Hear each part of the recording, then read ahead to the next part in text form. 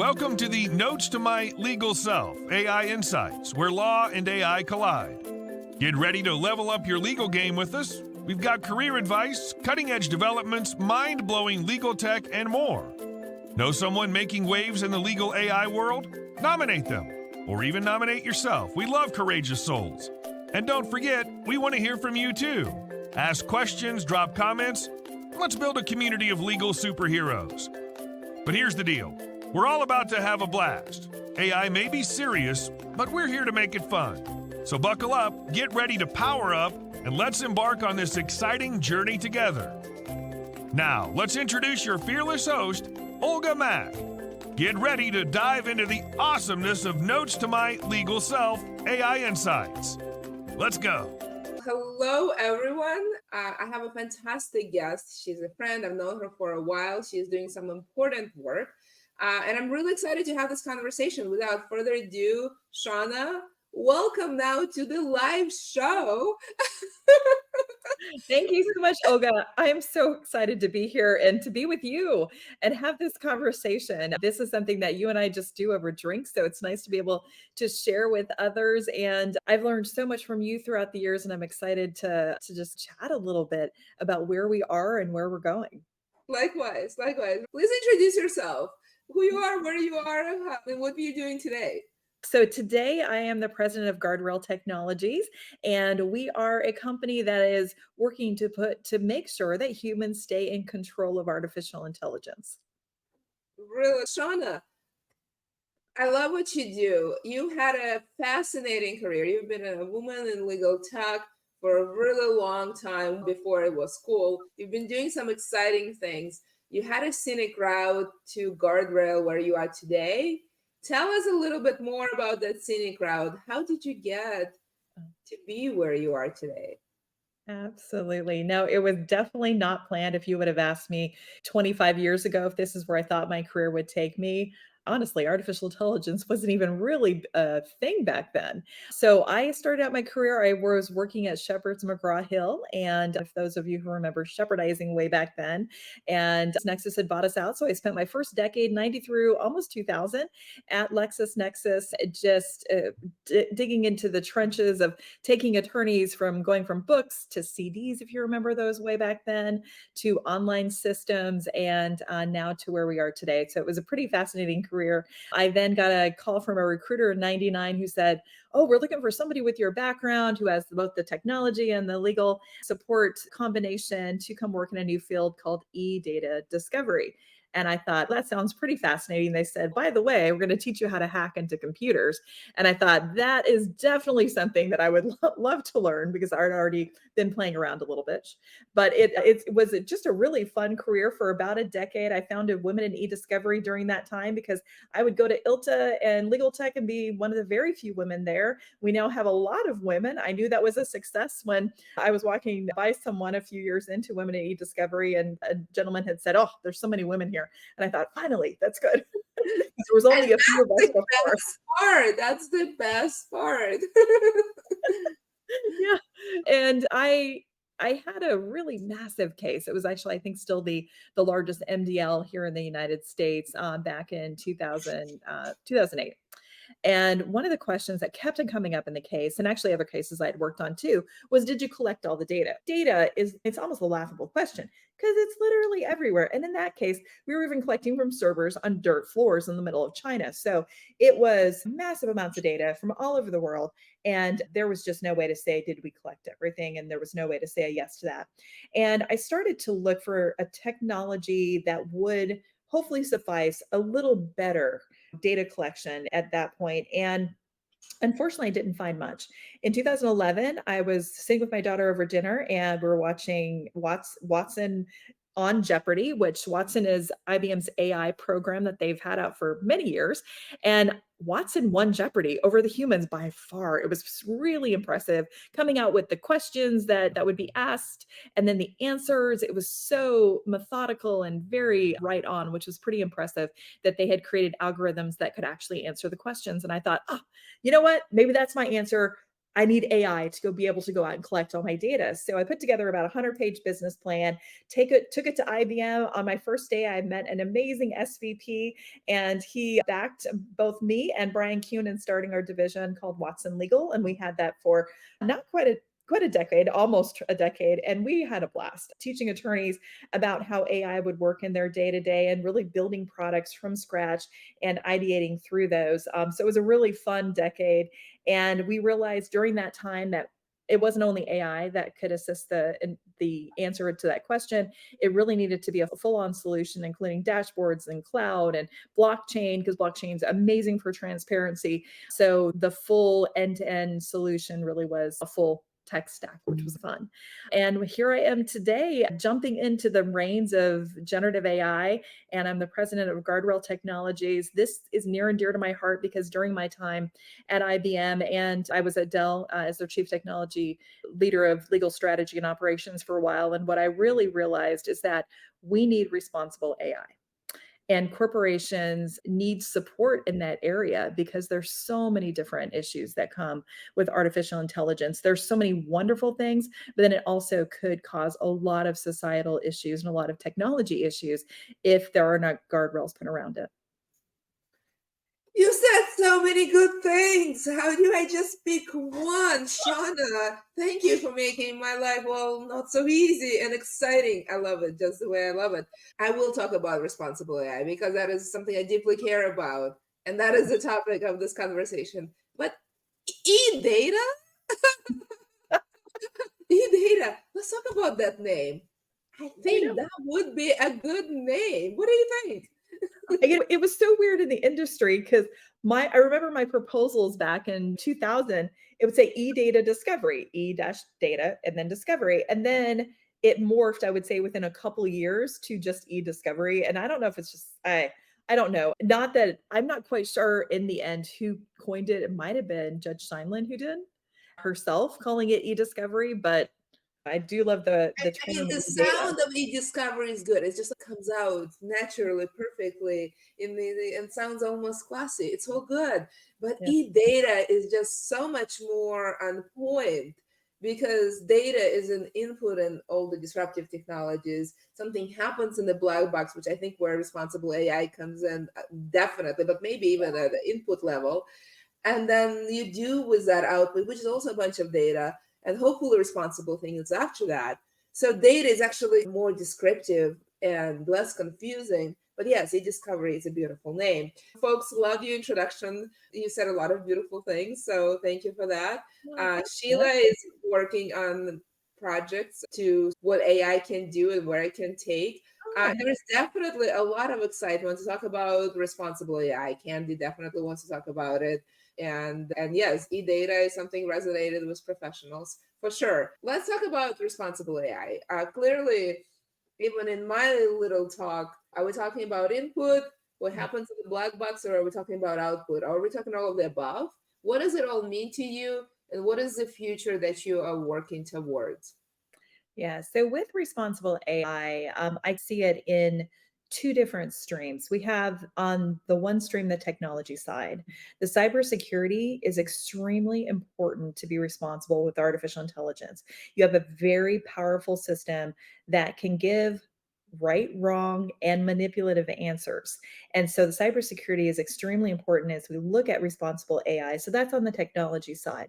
On the other side, we have the societal issues that really do need to be pertained and contained. We look at that, the EU regulations that have just come out recently, they're looking at responsible AI from the perspective of society. Is it good for society? Is there anything in there that could be biased? And they're putting requirements on the companies or individuals creating AI to make sure that those systems are not biased or do not cause societal issues. And I thought it was interesting. They almost have this green, yellow, and red flag within those regulations so that people can start to look at their own systems and make sure they're making them responsible. I find EU regulations very enlightening. It is very clear that they're drawing parallels from the GDPR privacy adventures that they've had now for a few decades. So they took all that learning and now channel it into AI, which again underscores that the unit of analysis in privacy security is data. The unit of analysis in AI is data. The unit of analysis in blockchain is still data. So Yeah. did I just say data many times? So that does mean that, and this is what I've been recently arguing in various law.com articles, is that we need to organize ourselves around data, what we do with it, how we manage it, whether we encrypt it, how we use it responsibly. And I think this is where your frameworks comes in, when you say, hey, there's at least two things we need to put a scrutiny on. One is this social justice impact society, like doing the right thing piece. And the second piece, technology. Yeah. And I'm going to ask you the question that I think because I think big organizations or small organizations, to do the right thing and to be impactful, need to have one vision and two, a system to get there. So Yeah.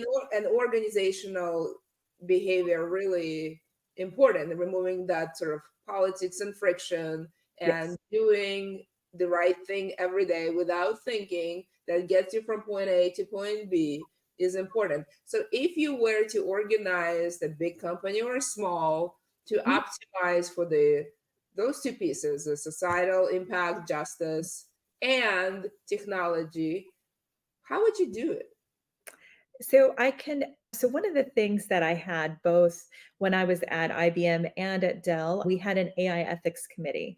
And the AI ethics committee was responsible for any solutions that had AI within them, to not only look at them from the technology perspective, make sure that they had all the safeguards, guardrails around them, but then also from the perspective from societal issues. And you'll see that from, I would say, most larger organizations. They're putting in play now those AI ethics committees. I've been asked to make recommendations on quite a few of the Fortune 100's AI ethics committees to say, okay, here's some directions to go down. Many of the legal departments are in the lead there and trying to figure out, what should that look like? What should the questionnaire look like? How burdensome, and I say don't make it too burdensome, by the way, should the questions be on the technology side? What are those key questions? What's going to get us under? What's going to cause the biggest issues? What's going to cause us to catch on fire? Versus also the societal issues being on that, but realizing that it's very different departments that need to all play together in this space to make sure that it is fully responsible. Because the technology side also needs to be overseen by someone with a risk, like maybe a chief risk officer or someone with that sort of portfolio, so that they can look at it going, okay, there's no risk here from the societal side. On the societal side, there's no risk here on the technology side. Because sometimes you can have the best technology out there, but the users use it oddly, or they're using it, misusing it, and then that starts to have a lot of issues. One of the things that we're doing at GuardRail is making sure that, especially on the societal issues side, that the humans, even if the technology is strong, that the humans also know, have a lot of insights, and have those guardrails be able to put around them, so that they realize, oop, I've bumped into a guardrail. Here's some issues that possibly could have happened in that data set, and it maybe fed me misinformation. An example is hallucinations. I had a good friend of mine, she called me, and her daughter had put together their itinerary to go to Italy and use Chat GPT, which is awesome. And I said, oh, that's great. I said, where is it taking you? And I've recently gone to Italy, and she walked me through the 10 locations. And two of those, I was like, they sound amazing. I said, I would have gone there definitely if I had known about it. And we looked them up and they weren't even real. So the AI had told Why they me. were so amazing. I did the same thing. I recently went to Iceland and it literally told me to go elk hunting. And I was like, I'm not a hunter. That's not my thing. And so I looked into the elf situation. It turns out about 40% of Icelanders believe in elves. There There it is, is. it turns out, a difference between a troll who always doesn't like humans and elves who sometimes do, and sometimes there's a big difference. I've been educated on this. Huh. And there is a respectable profession in Iceland of being an elf whisperer. All of that aside, there's no elf hunting. As exciting as that sounded, or whatever you are on hunting. So yeah, it does have its moments, which is very interesting. I want to talk to you. But that is a fascinating point. So it sent you on the look for a misbelief, like a made believe character, because the AI is so literal. Like us as humans know that's made up, but the AI is so literal, it doesn't know that it's made up. I think part of it, that's right. It doesn't know that it's made up, but I think the reason it thinks it's real because 40% of the 40 to 50 or 60, depending how you count, it's a small country, relatively speaking. It's a very fascinating country that direct descendants of Vikings and that have various beliefs. I don't know if they're true or not. Let's just call it a belief system. And to some people, it's real. There are folks who have elf whisperer in their title, like I have a CEO in my title. And so the AI may or may not have reason. It may, if I, it could feel. I can see how you can imagine after enough literature in that region to believe that the elf whispering or elf hunting or elf whatever. I do not want to offend the elves. I don't believe in them, but I'm Ukrainian. We believe in all kinds of things. I may not believe in them, but I don't want to offend them. So I apologize to all the elves out there for my crude belief system. I think the knowing what's real or not real when it comes to elf situation in Iceland is actually difficult when you have population believe that it's real. 50% of the people plus minus 10% believe that it's real. So when the humans believe it's real, majority of humans believe it's real, and now we're judging the system for believing the same. I think it only makes sense that it thinks that it's real. Don't you think it makes sense? You know what? Actually, that is literally like the best commercial for guardrail technologies because here's my big thing. I am so into freedom. And if people want to believe anything they want to believe, I am all for that. What I am also wanting to do, though, is to make sure that the human has all the facts and all the contradictions. And so with the elves, it would have been great probably in that search if you were able to see any contradictions to the elves actually being there. So you could make your own mind up as to what that truth actually is for you. So with guardrail technologies, the reason we didn't call it like brick wall or something is because no, we still want you to use the system. We want you to be able to see everything, but then also have the guardrails to go, oh, here's the different ways you can go down. There's many different paths that AI can take you. And this one looks like it may be originally from some nefarious actors who want you to believe that elves are real or that elves are taking over the world or elves are bad or good or whatever it may be. Or here's 7 other sources that also provide you with information on elves and how lovely and beautiful they are and how real they are. No elves were harmed during this discussion. Thank you. Thank you. I needed to hear that as a superstitious Ukrainian. That's important to me. And as I get older, it becomes more and more important to me. And I now understand why my grandmothers believed this stuff. I believe it too now. And Shawnna, for your business, there is a new mascot suggestion. I have no idea what these beautiful creatures look like.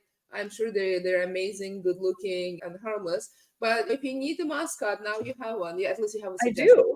You have a place to start. Guard layers, you said responsible AI and advising around it and what that means is something you do with big companies and actors. Tell us more about guardrails and tell what information is helpful today and where all of this is going. What do you see from your seat? From my seat, I think we have about 3 years before quantum computing is really going to take a front seat. People may argue with me thinking we're 5 to 7 years off. I think it's actually going to be a little bit sooner. And what quantum computing brings to our world is speed. And so we have about 3 years, in my opinion, to get this right now right and correct now before we jump into an opportunity for the need for speed, which is going to end up enhancing our world wonderfully, but then also causing a lot of issues if we don't get things in place right today. And so with responsible AI, with artificial intelligence, we need to make sure we have responsible artificial intelligence. And we believe that the guardrails that can be put around the AI as it's being built, and then also as the humans are using it, are key so that once we get to the point where it exponentially is much faster, in a blink of an eye, it can create a book for us. With that, what is it that we need to do? And remember, as a human, is to stand back, review the book, look at the facts in the book that the AI had provided, and then start to revise it as a human would. And so we have a system that in the future, very soon coming, I think, is going to be able to create things for us extremely quick. And then we're going to be turning those over and over again very quickly. So in the regards to what we've been building out, it's those guardrails, that those giving the human the insights to understand where, opening up the black box within artificial intelligence to let you know where the AI came up with that search, and or with that response, what is in that response, where that response came from. So let's say one sentence within the response stated that you can't use, or that IRAs are illegal in Florida, Texas, and Nebraska. Where did that come from? We'll provide sources to where that data came from, and then also provide information as to whether it looks like it's accurate or not, and then whether it looks like something that the human needs to double check and revise within the AI. For example, with my friend and her itinerary, even with your itinerary, it would have given you a response of not right or wrong. It's more, here's more information for you to know about what the AI has shared with you. And then here's also some contradictions that also provide information for you, so that what contradicts that information. One of the biggest concerns I have with AI is the elections coming up.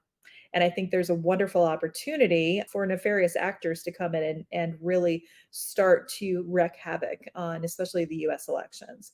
And with that, it's training AI in bad behavior, in responses that it would want to maybe be put one candidate in better lights than another candidate, things like that. And so we have a system that we've built that will be launching in October at the United Nations, that will be called, it's called Ballot Box, and that's going to allow an individual to see where did that information come from that the generative AI created in regards to that candidate. Where did it come from? Was it maybe possibly even a deep fake? Was it data that was fake? Where did it come from in the world? Was it from maybe one of the nation states who is currently threatening the United States? It started there. It gained direction from that state to maybe a European country, to coming into the United States as information. So really, it's uncovering and putting those guardrails around what the response is going to be for that AI. Yeah, there's a little too much on the ballot. There's a lot of information. I am very concerned about what that is going to look like going forward. The US election specifically has a lot of explicit and implicit things on the ballot that may be outcome decisive for various countries and frankly the world. The timing of AI is interesting. I try very hard not to make this conversation political and keep my political views to myself. Sometimes they just come out. But let's focus on technology, because technology does not need to be politicized. I think it's actually not helpful to politicize it, and focusing on neutrality of its use, access of it, and responsible part of it is very important. As you talk about responsible use and designing around societal good and technology, if as you talk to those companies and actors and thinking about even bigger things as the US election, the United States election, which is very important, what is the key components in this sort of social justice and technology? What is 2 or 3 or 5 or 10 things that need to be present for us to have a table stakes conversation? Absolutely. So on the artificial intelligence side, the table stakes, actually, oddly enough, we need to make sure everyone is at the table. Right now, we have AI systems and data that's being created by first world countries only. We have a lot of data and information and people around the world that aren't even part of this ecosystem. And I think one of the things we need to do is democratize the data and make sure that everyone is at that table. I think the United Nations is trying hard to make sure that does happen. I think that needs to be first and foremost in one of the things that we do, is that it's not just one-sided. I've got a good friend of mine who's an actor, and I do run things by him on the technology side all the time. I'm like, here's what we're building. He always has creative, amazing ideas. Now, He's not technological at all, but he's given us some awesome direction as to how humans work, and especially with all of the insights that he has from his industry. And so I think we need to look at it across the industry, across people. All different socioeconomic levels are going to be very important. I think also for responsible AI, bias is extremely concerning to me because a lot of our data is very biased. And having committees set up in companies to review not only just the technology itself, but also the possible biases, and having some of those audits happen, even without the government requiring it, companies doing that themselves, going in and auditing, I think is going to be key to make sure that they have algorithms that are fair, but then also the data is cleaned up and doesn't have any of the nefarious stuff that we wouldn't like in. Clean data is a real issue. For now, for over a decade, people ask me, how do you prepare for AI, Mhm. ML, blockchain? You pick your disruptive flavor you love or Yeah. don't love. How do you prepare for it? And my answer is usually data, because usually the input is data, we process data within it, and the output is data. So I just said data a couple of times in the one sentence.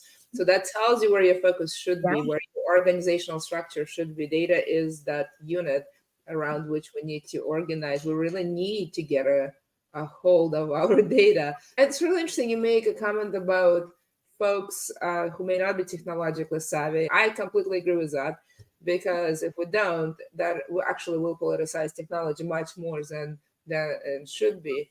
Well, But I love your point in that technology needs to be accessible to whether or not you can program.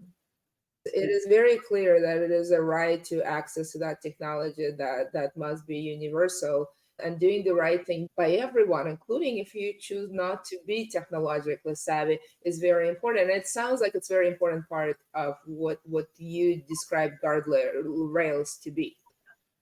yeah, absolutely. No, the on the technology side, our company started about 5 years ago by a whole group of PhDs. I think I'm the only one maybe in the group that doesn't have my PhD. Although I'm proudly a Harvard graduate. These are some of the leading technologists, and many are data scientists.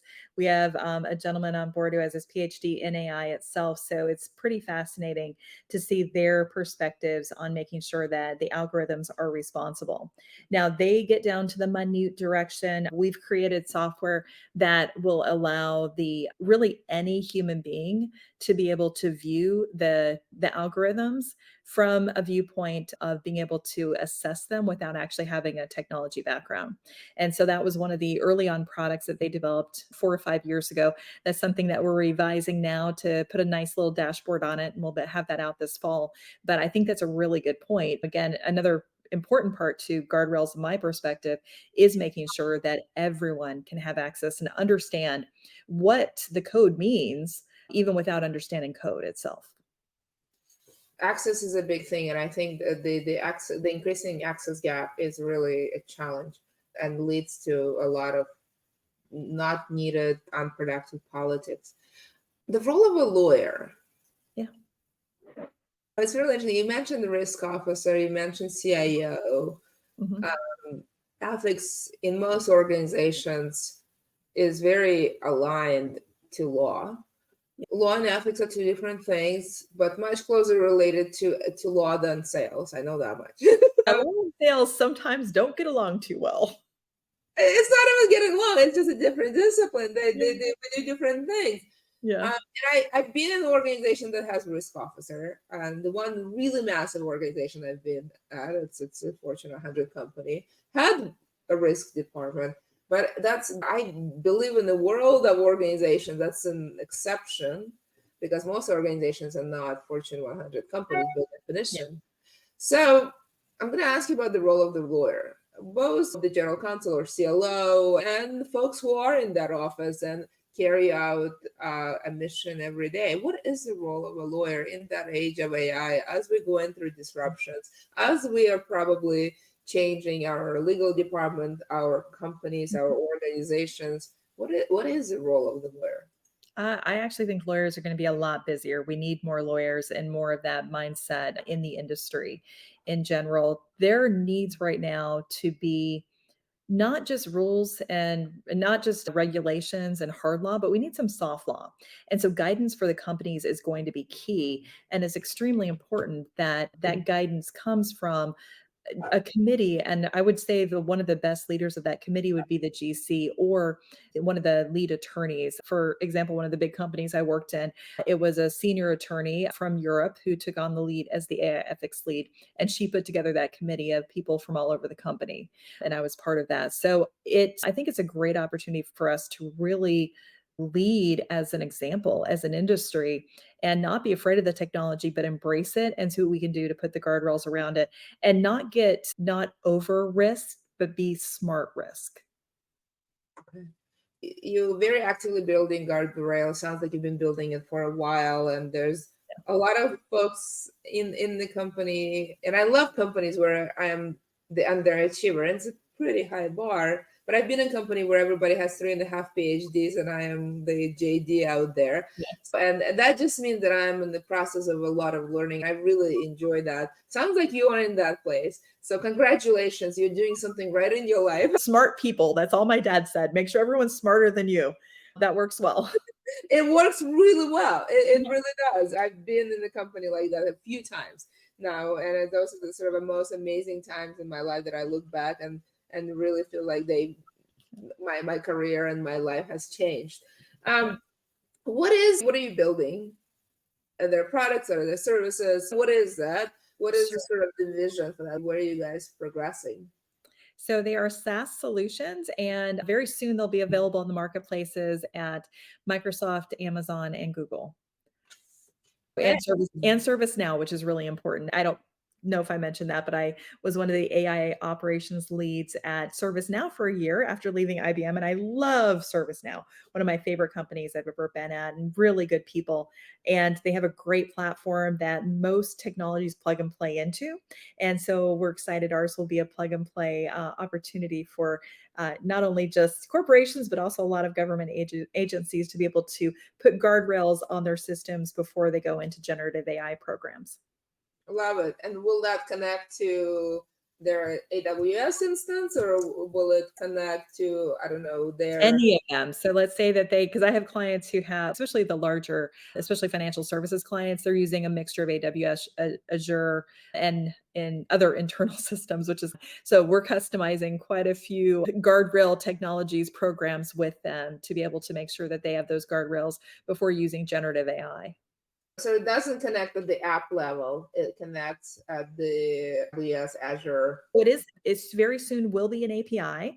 And so that will open it up for a lot of different opportunities. So we have Guardrail for generative AI. We also have another product called Guardrail Sunscreen. And Sunscreen blocks information. So let's say that somehow we pulled up a PowerPoint and accidentally it showed data we didn't want to have seen. The system would automatically redact that data so that I would be asked, do you really want to share this? Let's say it's a social security number, it's various information, something I didn't want to share. It'll say, do you want to share that? And I can choose whether or not to share that portion of my screen, which is pretty awesome. And that's from a lot of lessons learned. I had someone earlier this week and they're sharing their calendar with me and I'm seeing the entire calendar and I thought, oh no, it's a lawyer. I don't want to see your entire calendar for a month. And unfortunately, if they had guardrails, or guardrail for sunscreen, they would be able to block that out and they would have known, hey, by the way, you're sharing that with everyone. I think we do have a lot of accidental shares that end up happening in the industry. So that's definitely one of our, I would say, awesome give backs. I love the sunscreen, the shielding function. That sounds awesome. I would like to learn more about it. And to the end, I Mhm. want to have two questions. Two questions. I know you guys also have a nonprofit portion that dedicated to education. I want to give you an opportunity to share what it is. What is it, and what is the mission of that organization? Absolutely. So this is an organization led by many of our PhDs. Larry Bridgesmith is actually one of the leaders there. He's a law professor at Vanderbilt and also teaches at ASU. And we also have Mimi Zhu, and Mimi is a professor at Oxford. We have Mike McCarthy, who is a professor at Utica, and others have joined us to really start to look at what those principles and next steps should be. The first project we all worked on together was for various industries, including law. We did prompts and like recommendations on how to use the system responsibly. And the next project we're working on is going to be a grant from the Oxford University that will be a joint grant with all of those universities and GuardRail Foundation to start to look at what we would need to do in various instances, for example, like with elections, to make sure that they're responsible. So that's a good project that we have going forward. We may have Harvard and also MIT joining us on that. We're hoping that's an opportunity for them to also join going forward with some of those grant options that we have coming in. I'm just gonna note to self that there's a little bit of an East Coast bias. Okay, that's good. And actually, it was interesting. I did have Stanford on my mind. I have not talked with them yet, so I need to definitely give Megan a call. I love that you're thinking of Stanford. It's a fine school. There is also an amazing school called Berkeley. Do we need to talk, Olga? I won't. I love it. No, actually, that would be fantastic. I think it would be great to get a lot of the universities together because academia is taking a nice lead in putting together documentation. My goal, I don't know if I didn't mention this earlier, but I don't know if you remember, but I wrote the book E-Discovery Plain and Simple because everyone had written really fun books, but they were so intense. It was a hard read and most attorneys couldn't understand it. So we really brought it down to an 8th grade level. The same thing is with here is the goal is to be able to take academia and then for revisions to happen to their initial discussion so that we can get it down so that the actual, in the end, a human without a college degree or even without a high school degree could understand what they need to do for themselves to make sure that they stay protected. Absolutely. With disruptive technologies, the phenomenon is a lot of innovation happen actually in university and US universities like MIT, Stanford, Berkeley, whatever, but also NSU and Waterloo and other places in the world that have fine institutions and actually bringing this to consumption because things that is produced in the academia is not always consumable for lawyers, average humans. It's not even the 8th grade education level problem. It's the fact that it's not widely distributed. Very important. But coming to the end, Shawnna, we covered a little too much, but all good things, and I really enjoyed it. I love the depths and breadths of our conversation. So thank you so much for joining me and persevering through technology issues and Olga's button pushing issues. I'll work on those. We'll never perfect that, but I will continue working on that. What is one thing you want folks to take away from this conversation? A lot of covered. You clearly can't take it all in one sitting, but what is the one thing you want folks to take away from this conversation? Just a reminder, artificial intelligence really is not artificial. It was made by humans for humans. And again, humans should always stay in control. So we hope you'll guardrail it. I love it. And with that in mind, I'll see everyone next time. And that brings us to the end of another thrilling episode on the Notes to My Legal Self AI Insights. We had a fantastic time exploring the fascinating intersection of law and AI with you. But hold on tight because the adventure doesn't stop here. Stay connected with us on social media to continue the conversation, share your thoughts, and be part of our incredible community of legal enthusiasts. Together, we can inspire, learn, and make a real impact on the world of law and AI. If you enjoyed today's episode, we encourage you to share it with your friends, colleagues, and anyone else who could benefit from the exciting insights we discussed. Let's spread the knowledge and enthusiasm far and wide.